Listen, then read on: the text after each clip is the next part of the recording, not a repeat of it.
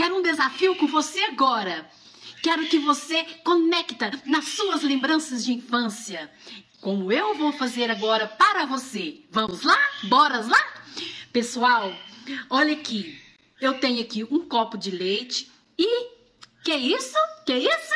Farinha de milho. Muitos anos que eu não via farinha de milho. E eu encontrei. E agora eu vou tomar farinha de milho com leite. Isso me lembra a infância. Quando eu era pequena, morávamos numa fazenda. Aí o papai tirava o leite e a gente tinha que tomar com farinha de milho. Era gostoso, gente. Aquele leite do curral. Ó.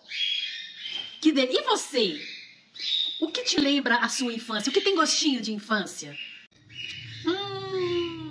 Voltando ao passado. Que delícia. Tchau. Bora lá, pessoal.